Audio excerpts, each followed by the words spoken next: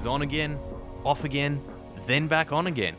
COVID-19 threw the AFLW fixture into chaos, with the Saints forced to wait 17 days before its next match with West Coast.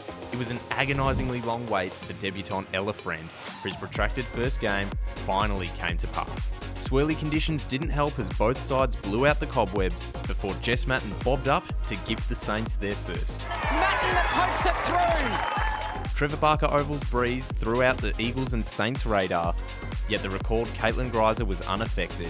Step into the pocket and here comes the G-train. It was stalled at the station for a while, but the steam now starting to puff out. And there's no denying that Bradley Hill and Baby Harriet had the best seat in the house. The Eagles never truly soared, but Tani White made sure to take to the skies. Oh, well done. That's a wonderful mark, Tani White. Skipper Hannah Priest barely had time to take a breath as the visitors bombarded the defensive end, finishing with a career-best 24 touches in a clean display. But errant kicking and a 2-8 scorecard allowed the weary and homesick Eagles to pinch a 2-point win on the road. And they saved their best till last. Season 2022 had brought many things already, but a win wasn't one of them. Although facing the reigning premiers, Brisbane, the Saints refused to be intimidated. Brisbane and St Kilda meet for the first time in AFLW history. Nicola Xenos fired early against the breeze. Great. It's in. St Kilda with the perfect start into the breeze. Then came back for seconds as the red, white and black hit hard early. Loving the Saints this Sunday afternoon.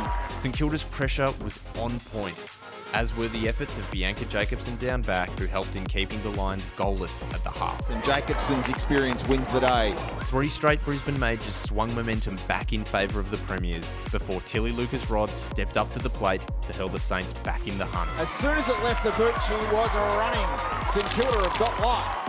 Alice Burke's attack ignited the Saints and Renee Solitis added to the small forward fleet. Solitis is off to the races. Before Ella Friend rose above as Caitlin Greiser trimmed the margin back to single figures. Greiser at the back gets her opportunity and kicks it into Hampton. With 5 points in it and the result hanging in the balance, the Saints rolled the dice in the final 30 seconds. But they just couldn't crack the resilient Lions to register a win against all odds. And the Lions are the most resilient again. 3 games in 9 days. St Kilda's wild run of matches following widespread fixture changes kicked off at Icon Park, with Carlton the next team in the Saints' crosshairs.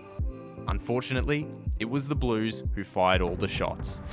The Saints were kept to just 2 points for the game as the Blues cruised past, with Tilly Lucas-Rod one of the few highlights from the Saturday outing. Lucas-Rod, been one of their most consistent performers this year.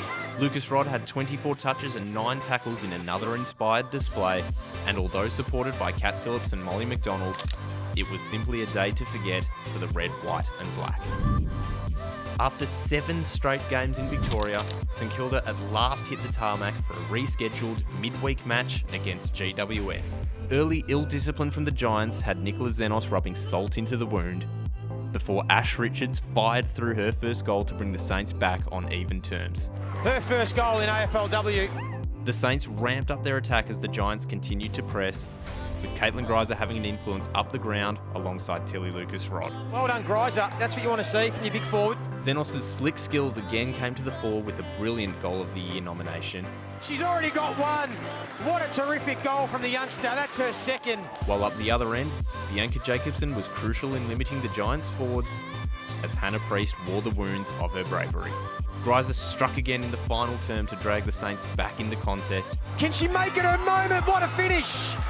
Before Tani White, back from suspension, launched another from long range to put the Saints in front.